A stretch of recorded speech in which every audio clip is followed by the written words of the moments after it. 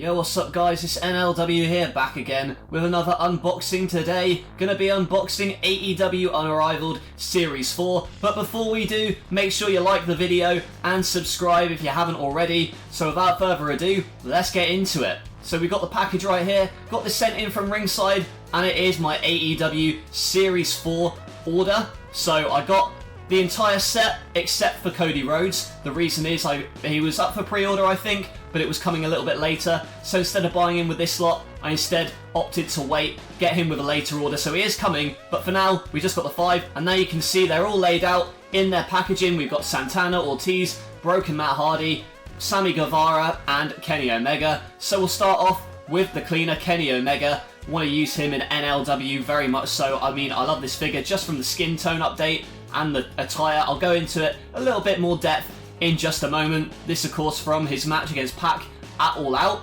And next up, we've got the Spanish God, the sex god Sammy Guevara. There he is with his signs, and this one is from the first Dynamite where he faced Cody Rhodes. And now moving on, we've got Broken Matt Hardy coming with the drone and everything.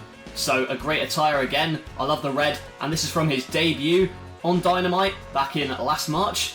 And now we've got Proud and Powerful, so we've got Ortiz here with 2 alternate heads. This from an episode of Dynamite last year.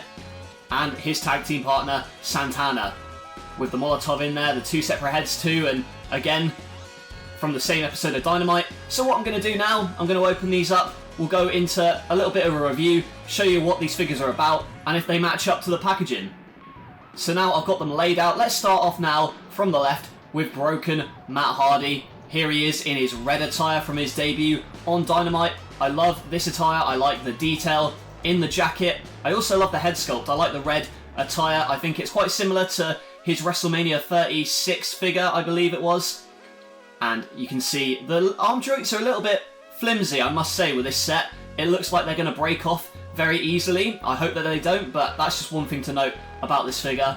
However, it does come with the delete hands and also a spare of hands, including this drone, Vanguard 1, or maybe it's Neo now, and it comes with a little hologram as well. So what you do, you just pop that in, and in fact the head actually moves as well. So you've got a little bit of a section there that you can just pop it in. Well, I'm trying to do it there, but we'll try again later. But anyway, it's cool that it comes with a drone and a spare set of hands. And as we take the jacket off again, there's a closer look at the detail in it. I do like the pattern of the jacket, and it's very poseable, including this attire. So now, again, we've got Matt Hardy here. Moves very well. The only thing that's a problem with this figure is perhaps the arms, because they're quite flimsy. However, the legs are very sturdy, and they're very good for posing. It's just the arms that are a bit flailing. I don't know. Again, the legs move fine. I like the pattern as well on the design, and I like the extra bit of detail in the pants there. So moving on, we got the Spanish God Sammy Guevara, complete with cool shades and his tongue sticking out. I'm not a massive fan of figures with head sculpts which have those kind of big expressions like the tongue sticking out from Sammy Guevara, but it's still a good likeness regardless.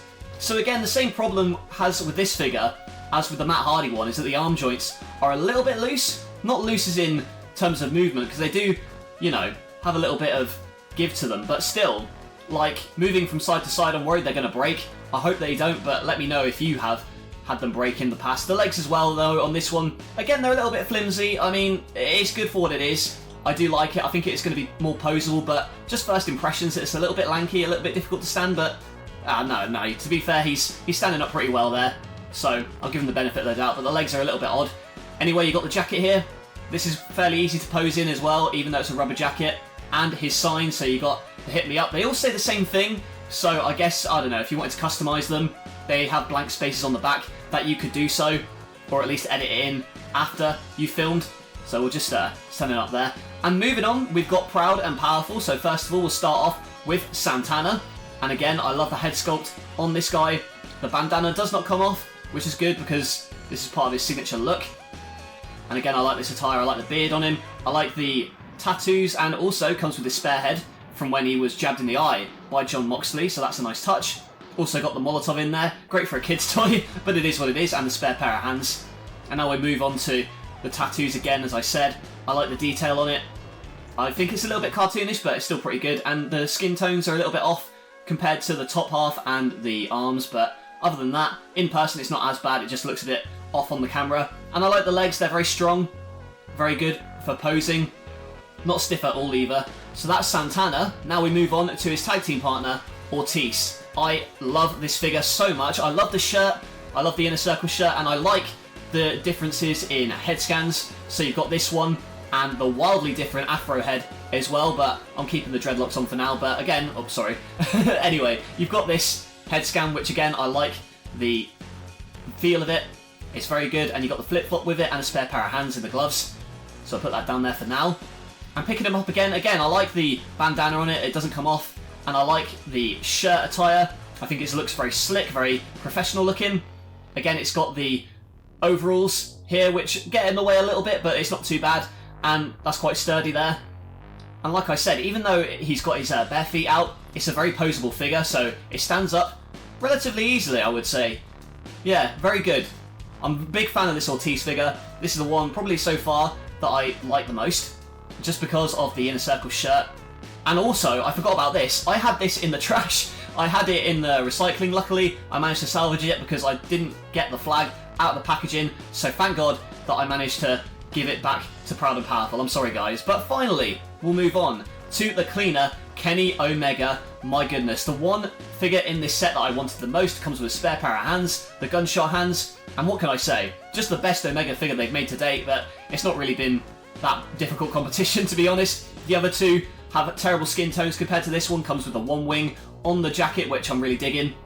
This from All Out, and I love the attire on this one. It's my favourite one that they've done in figure form just yet. The skin tone, as I said before, much better. The head sculpt and the likeness, much better as well for taking pictures. The arm joints on this one are much better as well than the old ones, and even the leg joints, because on the old Omegas, you tend to get them having quite loose legs, but this one is a lot sturdier. We'll see how it holds up once I actually start animating with it, but for now, I'm very impressed, and I love the design, I love the silver, I love the different colours on it. Again, fantastic, fantastic figure. Definitely my favourite Omega, and if you've got the other Kenny Omegas and you want a new one, definitely pick this one up. It's much better, the skin tone's better, as well as the head sculpt, and yeah, just an overall fantastic figure. I can't wait to see it being used in NLW, and I can't wait to use it. But that's it. For now though, I'll put him down, and what I'm going to do, go through these, rank them from best to worst, so let's go. So I've got them ranked from worst to best. So over here is Sammy Guevara. I do think he's a good figure, but I'm not a massive fan of the tongue sticking out, and also the limbs are a bit faulty. Then you got Santana. I like the figure, but again, it's nothing that special about it in my opinion. I'll get to Ortiz in a moment. Matt Hardy, love the drone accessories, and I like the pattern of the hair and the trunks. And you got Ortiz. I love the Inner Circle shirt. I love the spare head sculpt as well. I think it's great. But finally, my favourite figure of this series thus far is Mr. Kenny Omega himself, the current AEW champion. Again, what can I say about it? Just a fantastic skin tone, much better than the last one. Love the attire. It looks like Omega much more than the old ones. The old one looks kind of cartoonish, but this one definitely 100% go and buy Omega if you have to. But all things considered, a very good set of figures. I'm looking forward to getting Cody Rhodes soon and reviewing that one. So that is it for this unboxing. Let me know if you enjoyed the video by hitting that like button, and comment down below what is your favourite figure of this series. Make sure you subscribe, as we're getting very close to 1,000 subscribers, and your help in getting there would be very appreciated. That's it from me though. I will catch you guys later.